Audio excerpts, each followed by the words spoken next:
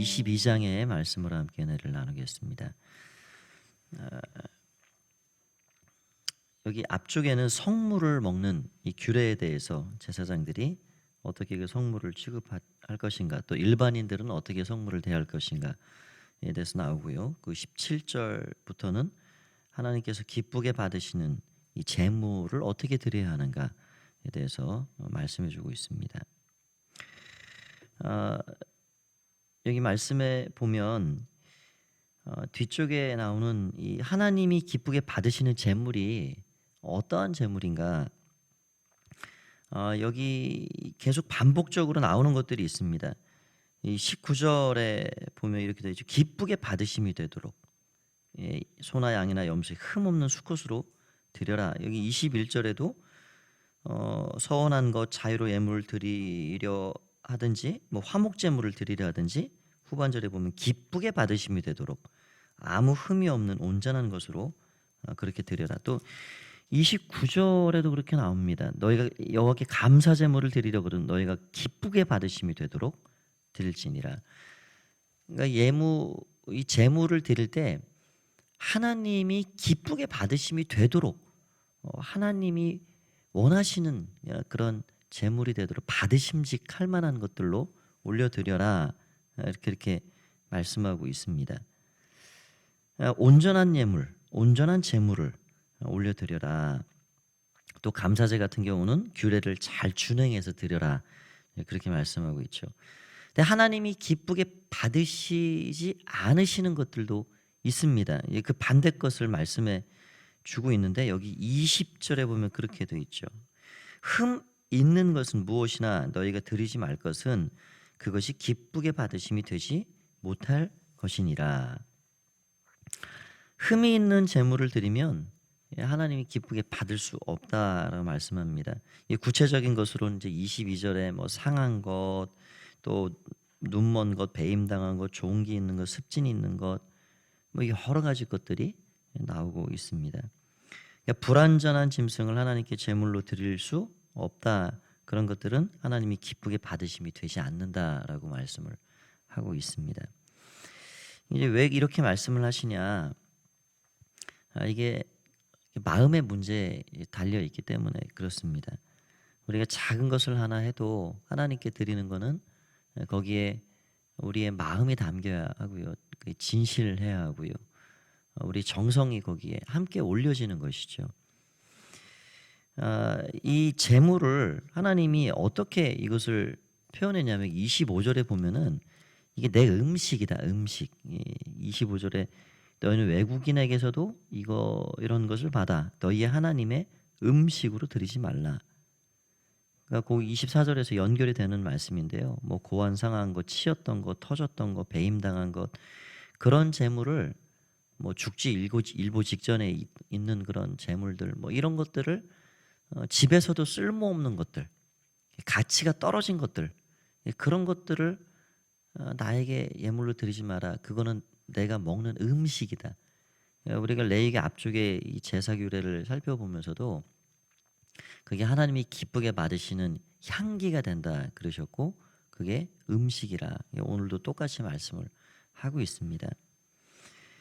우리가 귀한 분들을 모실 때 손님이 뭐 정말 1년에 한 번, 뭐 몇 년에 한 번 우리 사는 이 동네로 찾아오셔서 귀한 분들을 내가 식사를 한 끼를 모셔야 되겠다. 그러면 신경을 자연스럽게 많이 쓰게 돼 있죠.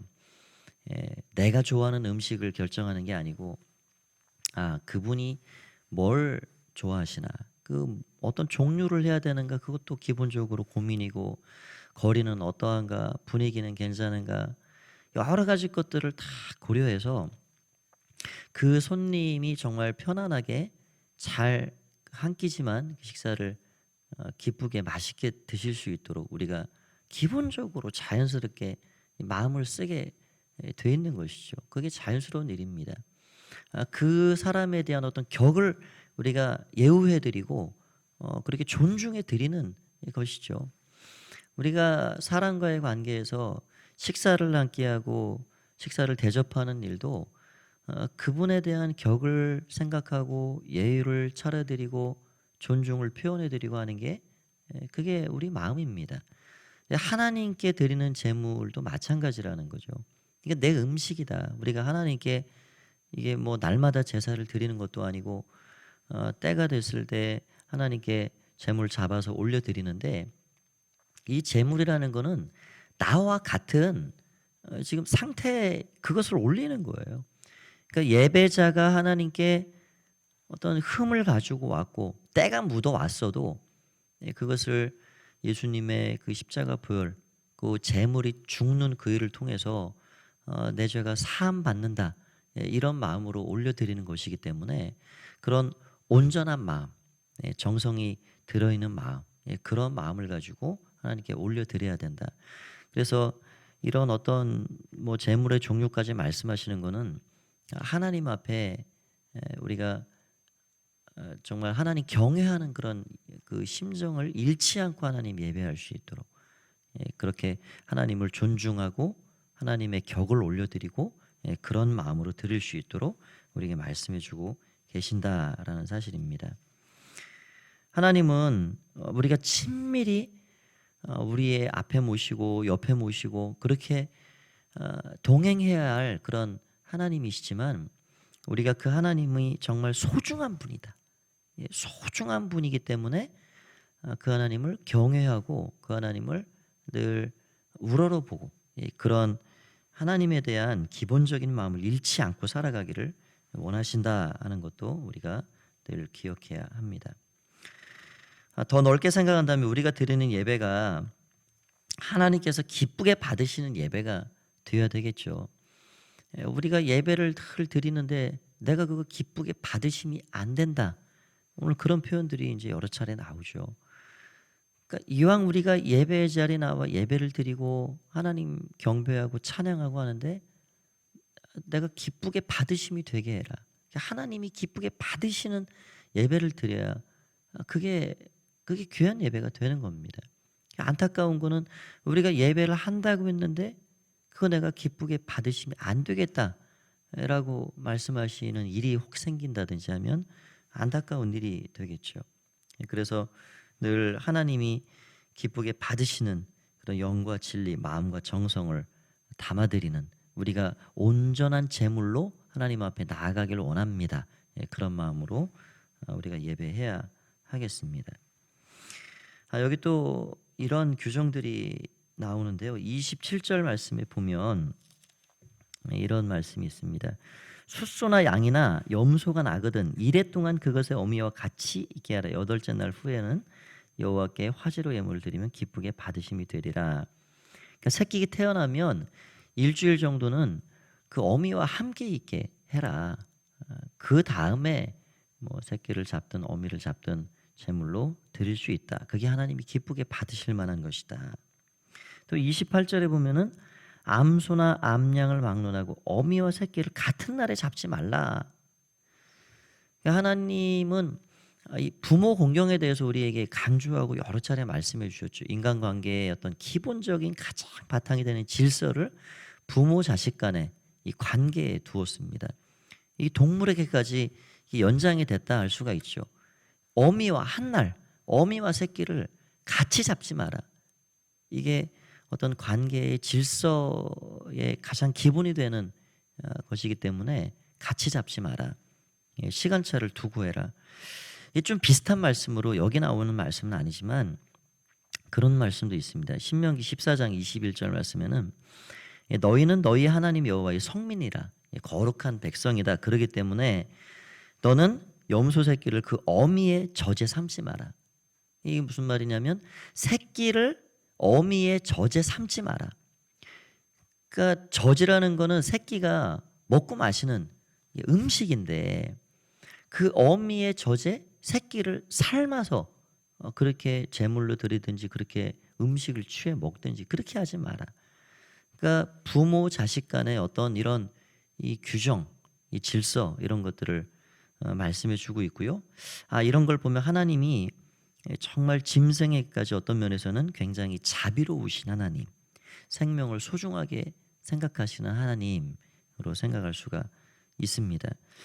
그래서 지금도 이 유대인들은요, 뭐 맥도날드가 전 세계가 다 퍼져 있는데 그런 햄버거 집의 맥도날드에도 치즈버거 같은 것이 없습니다. 이제 그들이 이슬람은 이슬람의 그 음식 그 규례가 있죠.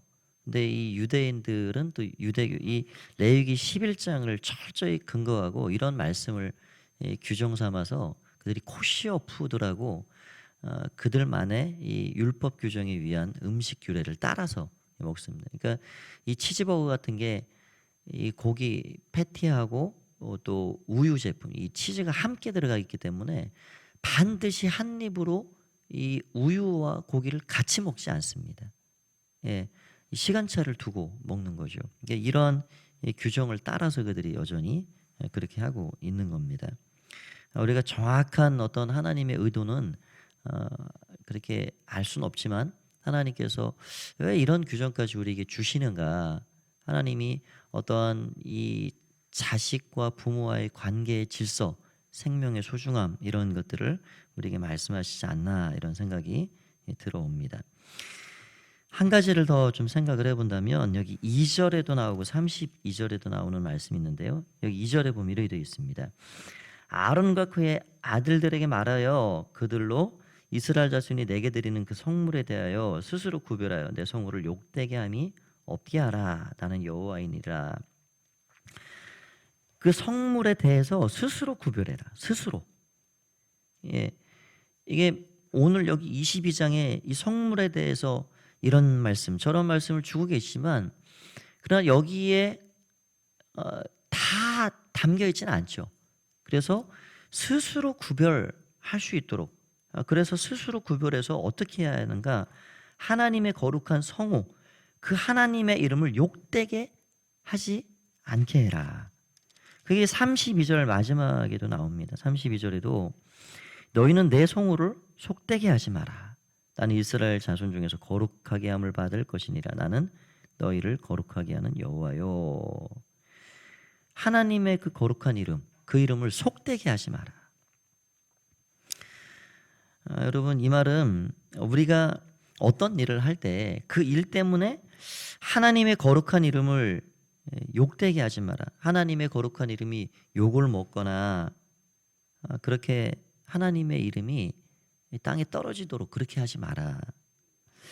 그러니까 다시 말하면 지극히 작은 것 하나라도 우리가 여기 이 율법 이 규정에 여기에 명시되어 있지 않은 것이라 할지라도 내가 이렇게 하면 하나님의 이름에 영광이 되지 않겠다. 하나님의 그 거룩한 성호가 내 삶을 통해서 이게 가려지겠다. 떨어지겠다. 그런 판단이 들어오면 스스로 그것을 구별하고 스스로 판단해서 하나님의 이름에 그 거룩한 이름이 떨어지지 않게 그렇게 해라. 올라가게 해라. 올라가게. 여러분, 이 시대가 많이 바뀌면서 하나님이 우리는 이 레위기를 읽으면서 하나님 이렇게 복잡한 규례를 주셨나요? 아니요. 이 규례가 다 모든 것을 담질 못합니다. 이 많은 것 같지만 정보화 시대가 되고 시대가 거듭하면서 얼마나 복잡한가요? 예. 뭐 판검사들 그 복잡한 규례들을 공부하고 그거를 다 따져가기가 참 어려운 시대가 된 것 같습니다. 근데 그러한 다양한 상황 가운데 이 말씀에 우리에게 구체적인 것까지 이렇게 말씀해 주지 않는 것들이 많이 있단 말이죠. 그러면 우리가 어떻게 그거를 판단하고 분별해 나가야 되는가? 하나님은 우리 마음에 양심이라는 걸 넣어주셨습니다. 양심. 이게 스스로 분별해라. 스스로. 내가 이 일을 하면 이게 하나님의 영광이 가려지겠다. 그런 양심이라는 이 기능을 우리 안에 이게 장착을 시켜줬습니다. 우리 내면에. 이게 장착이 되어가지고 이 양심을 통해서 성령께서 말씀해 주시는 거예요. 그런데 참 놀라운 일은 우리가 세상에 죄에 빠져 살아갈 때는 양심이 거의 화인 맞은 자처럼 왕심의 기능이 바닥을 칩니다. 이게 죽은 건지 살아있는 건지 양심의 소리를 아예 듣지 못하고 사는 사람들이 있어요. 죄를 져놓고 하나의 일말에 어떤 죄책감도 없고요. 뭐 반성할 기미도 없고 있잖아요, 그런 사람들이. 근데 우리가 십자가 앞에 나오고 믿음을 갖고 성령을 깊이 모시면 모실수록 그 양심에 묻어있는 더러운 때들이 다 벗겨지고 깨끗하게 씻음 받아서 그 양심이 팔딱팔딱 뛰어버리는 그런 예민한 상태가 되어버립니다. 그래서 하나님은 이 양심의 소리를 통해서 우리에게 말씀을 주시는 거예요.